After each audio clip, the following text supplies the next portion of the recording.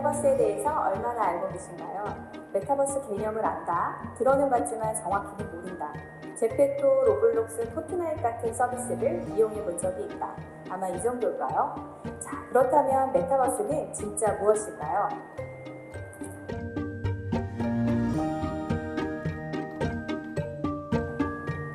메타버스는 가상, 초월을 뜻하는 메타와 세계, 우주를 뜻하는 유니버스를 결합해 만든 용어입니다.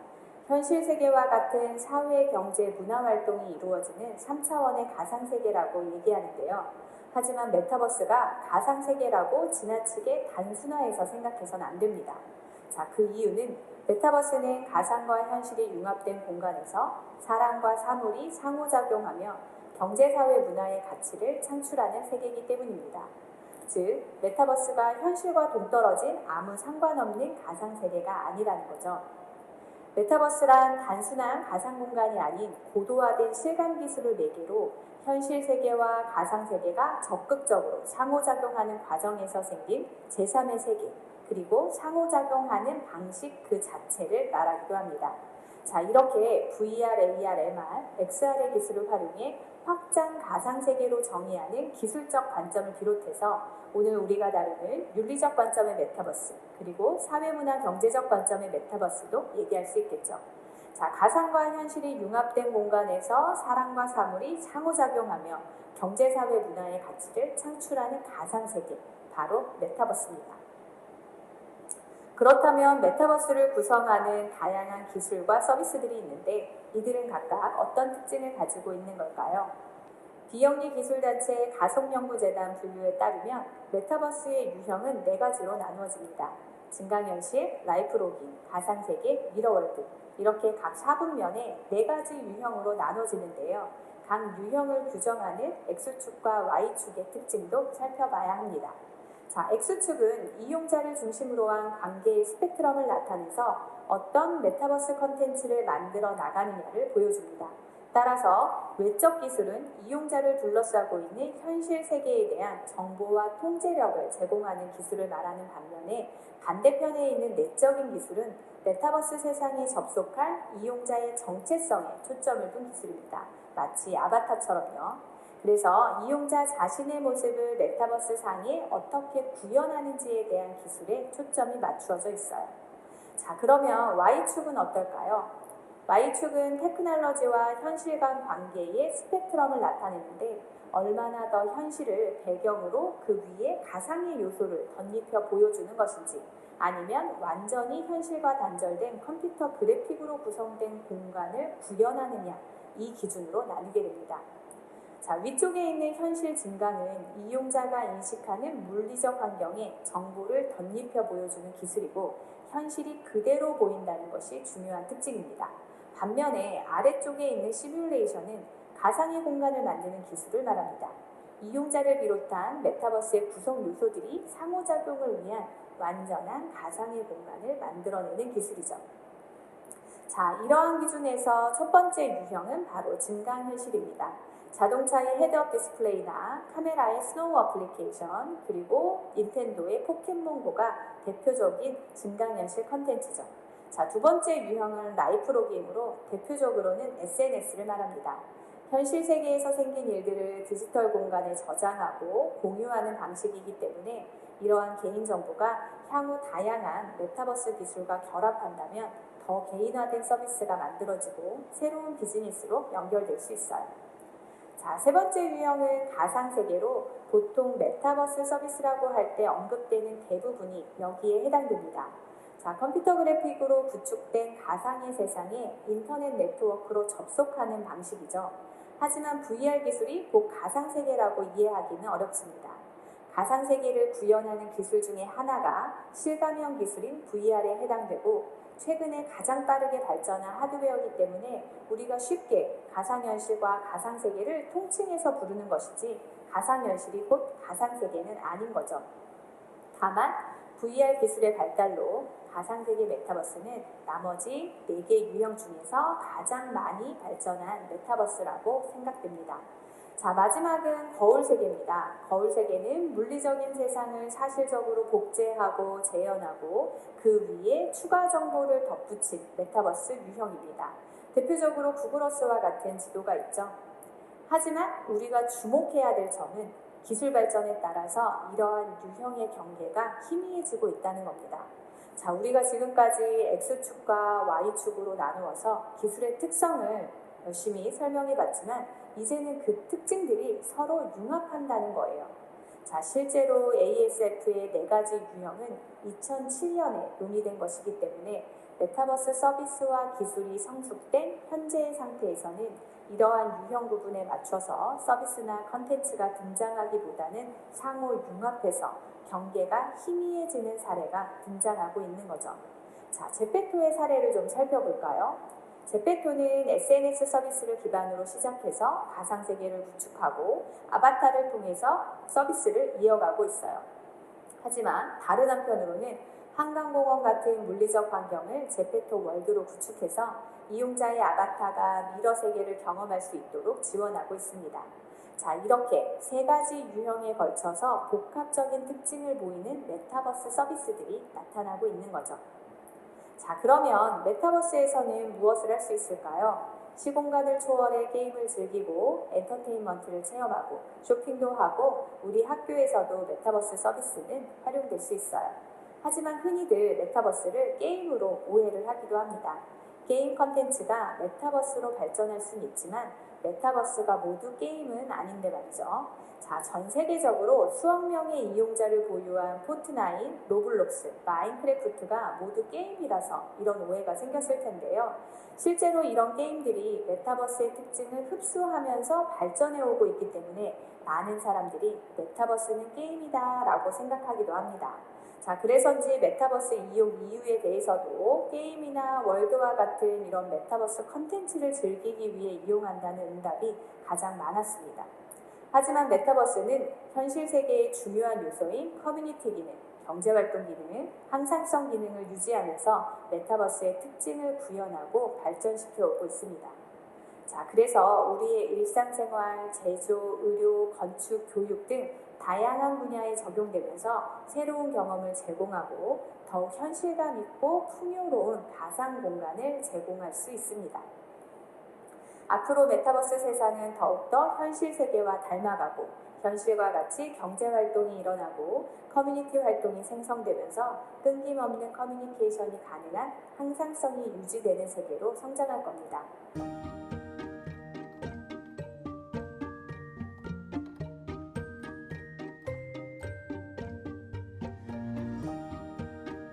그런데 이러한 메타버스 세상을 만들고 참여하고 살아가기 위해서는 우리가 꼭 지켜야 할 원칙이 있습니다. 자, 메타버스 윤리 원칙 왜 필요한지 알아볼까요? 네, 정보통신 기술이 범용적으로 활용되는 4차 산업혁명 시대에는 인터넷이나 로봇, 인공지능과 같은 지능정보 기술이 사회 경제에 미치는 영향의 속도와 범위가 매우 즉각적이고 전방위적으로 발생하는 것이 특징입니다. 메타버스에서는 기존 온라인 공간의 한계를 뛰어넘어서 참여자 상호 간에 직접적이고 보다 입체적으로 소통하는 만큼 그만큼 새로운 소통 방식과 다양한 유형의 이해 당사자가 등장하기 때문에 그에 따른 위험이나 부작용에 저희가 직면할 수 있습니다. 이렇게 앞으로 관련 기술이나 산업의 성숙함에 따라서 메타버스가 가져오는 혜택뿐만 아니라 역기능의 전개 방향 그리고 심각성도 사실은 불확실성이 매우 높은데요. 이를 해결하기 위해서는 특정 집단의 노력이 아니라 서비스 개발자, 제공자, 그리고 이용자나 창작자, 시민사회와 같은 여러 이해관계자들의 이해와 협력이 요구됩니다. 문아람 박사님이 말씀하신 것처럼 메타버스는 창의적 역량과 혁신의 기회가 제공되는 공간이면서도 윤리적 이슈, 디지털 격차 등 역기능도 발생하고 있습니다. 이에 모든 사회 구성원이 메타버스의 혜택과 역기능을 미리 인지하고 자발적으로 노력할 수 있도록 포괄적인 윤리 규범이 필요한 거겠죠.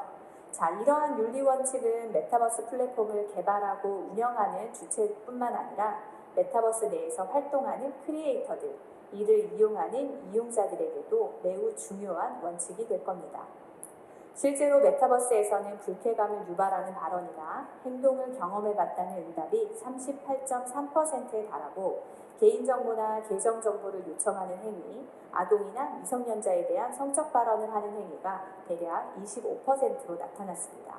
뿐만 아니라 타인을 공격하고 차별 혐오하는 행위, 아바타를 괴롭히는 행위, 디지털 자산의 권리 침해, 사기 등도 답변으로 나와서 현실 세계에서 발생하는 비윤리적이며 불법적인 행위들이 발생하고 있다는 것 확인할 수 있습니다. 따라서 현실 세계의 윤리 규범이 필요한 것처럼 메타버스에서도 윤리의식이 중요하겠죠. 메타버스 참여자들의 윤리적 지향점은 바로 온전한 자아, 안전한 경험, 지속 가능한 번영입니다. 이는 개발자, 운영자, 이용자가 메타버스와 관계를 맺는 개인적, 사회적, 시간적 영역에서 추구되어야 할 가치를 제시하는 것이죠. 우선 온전한 자아란 무엇일까요? 개인은 가상자아가 추구할 가치와 역할을 스스로 선택하고 가상자아의 정체성을 성실하게 구현해야 합니다. 메타버스에서 가상자아는 선택한 가치와 역할에 부합하도록 온전하게 행동해야 하겠죠. 또한 현실에서 발현하기 어려운 자아 정체성을 가상자아를 통해 구현함으로써 현실자아의 존중감을 증진할 수 있습니다. 예를 들어 현실 세계에서는 평범한 K-팝을 좋아하는 학생이지만 가상세계에서는 버추얼 아바타로 데뷔한 K-팝 아이돌일 수 있어요. 또 현실에선 일반 직장인이지만 메타버스에선 크리에이터로 활동할 수도 있겠죠.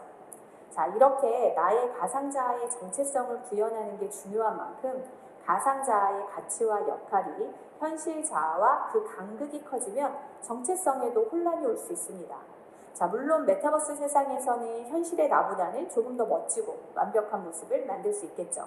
하지만 현실의 나와 가상 공간의 나에 대한 정체성을 분명하게 가지고 있다면 혼동 없이 각각의 세계에서 각각의 역할에 충실한 온전한 자아를 만들 수 있습니다.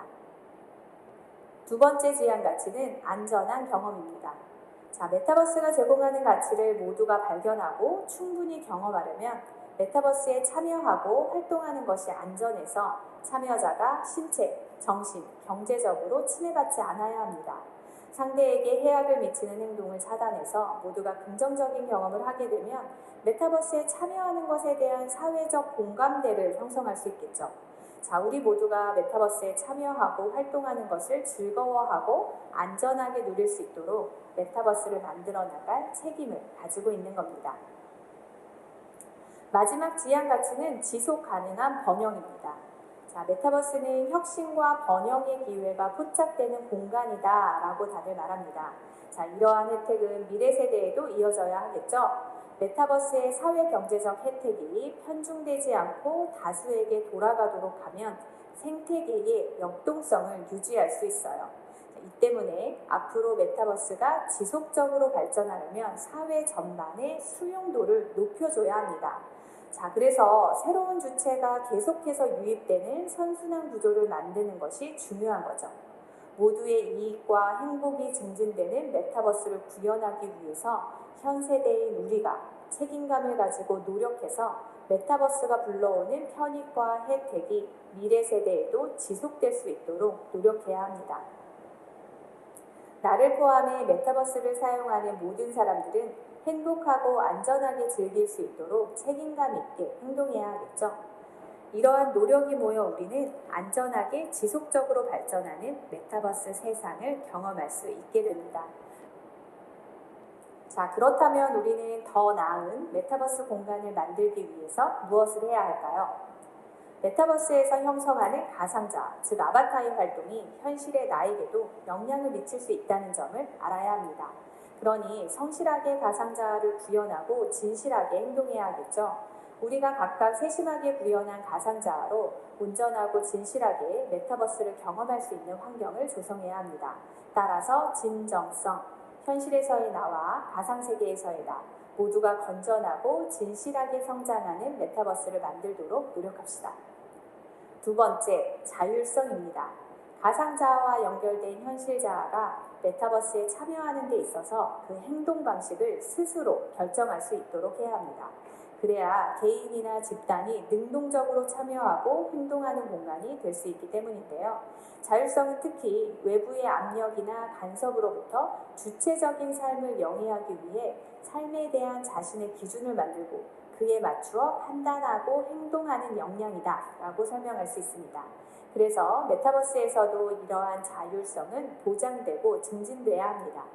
다시 말해 이용자에게 상호작용 방식과 수단의 선택권이 있음을 알려줘서 참여의 자율성을 높일 수 있어야 한다는 거죠.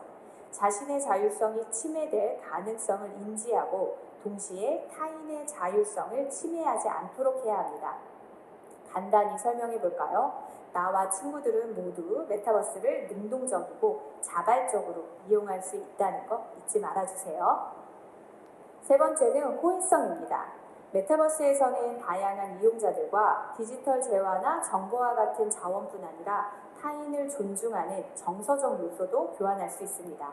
이를 인지하고 우호적이고 협력적 상호작용이 일어날 수 있도록 노력해야 하겠죠. 자, 정서적 소통과 디지털 재화를 교환하는 과정에서 이용자 모두가 존중과 예의를 갖추어 행동하고 타인과 공동체에게 적대적이지 않은, 그래서 긍정적인 호혜성을 구현할 수 있는 메타버스 환경을 만들어야 합니다. 자, 이런 환경에서 메타버스에서 만난 친구들과 서로 존중하는 마음을 갖고 우정을 키워보세요. 네 번째, 사생활 존중입니다. 메타버스가 나와 타인이 함께 활동하는 공공의 공간이라는 사실을 명확히 알고 있어야 합니다. 그래서 타인의 사생활을 침해하지 않도록 주의할 수 있어야겠죠. 메타버스는 몰입감을 높여주는 실감형 기술을 이용하기 때문에 현실과 유사한 활동을 할 수 있습니다. 그래서 나의 아바타가 다양한 감각을 느끼며 메타버스를 경험하는 것이 가능합니다. 이 때문에 타인에게 불쾌감을 유발할 수 있는 행동은 하지 말아야겠죠. 그래서 가상 공간 내 사적 영역을 침범하지 말아야 하는 거죠. 다시 말해 다른 아바타의 사생활도 침해하지 말고 나의 아바타의 사생활도 존중받아야 한다는 점 잊지 마세요.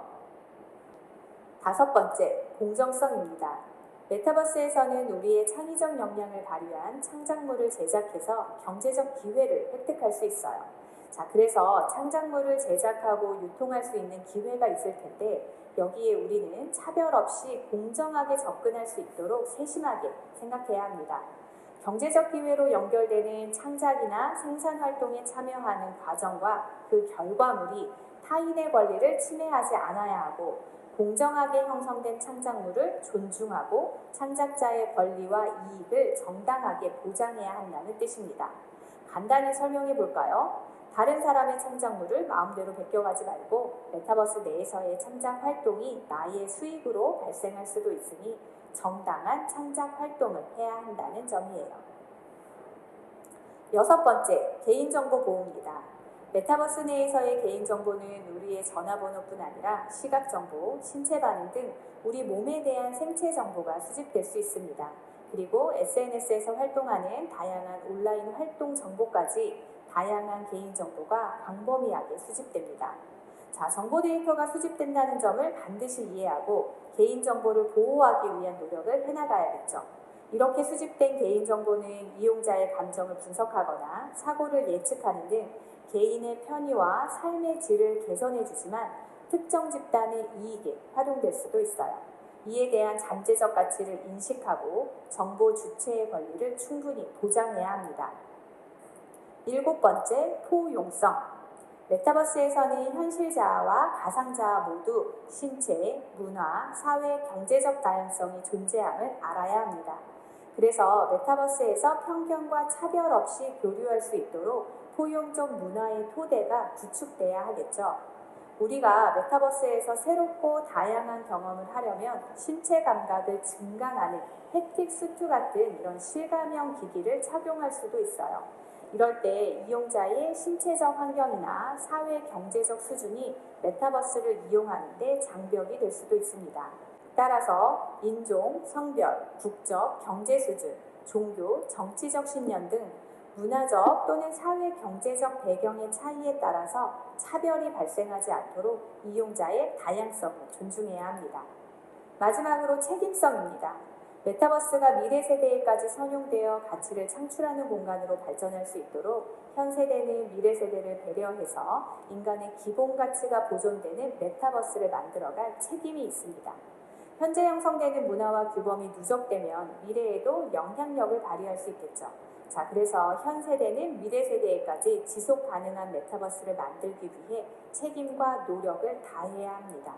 따라서 우리가 현재 형성한 메타버스가 미래 세대에까지 영향을 줄 수 있다는 점을 알고 메타버스에서의 행동에 대한 책임감 있는 태도와 노력이 필요합니다.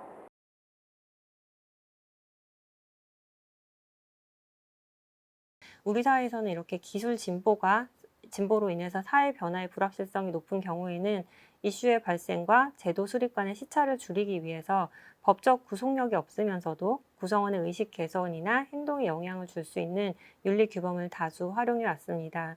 공동체에 자연스럽게 흡수가 되어서 개인의 주관에 충분히 내재화된 윤리는 법제도 정립과 그리고 이행에 걸리는 시간과 비용과 같이 사회적인 부담을 경감할 수 있고, 그러면서도 집행력을 수반하는 법과 유사한 역할을 하기 때문에 개인이나 조직의 행동을 유도하는 데 효과적인 수단이 될 수 있습니다. 초고대 언어 모델과 같은 새로운 신기술이 등장하고 또 발전이 매우 빠르게 일어나고 있는 디지털 시대에 살고 있는 우리에게는 메타버스 윤리 원칙, 또 인공지능 윤리 기준과 같은 여러 윤리 규범은 개인과 조직이 지능정보 기술로부터 받을 수 있는 혜택, 그리고 발생 가능한 이슈를 사전적으로 인지하게 함으로써 자발적인 노력을 지원할 수 있다는 점에서 계속해서 강조되고 있습니다. 메타버스가 우리의 생활을 더욱 풍요롭게 만드는 첫걸음은 무엇일까요? 바로 사용하는 우리 모두의 올바른 이해와 건전한 가치관을 갖는 것부터 시작됩니다. 더욱 안전하고 건강하며 책임감 있게 사용하기 위해서 메타버스 윤리 원칙을 잘 지켜나간다면 지속 가능한 메타버스 공간을 함께 만들어 나갈 수 있을 겁니다.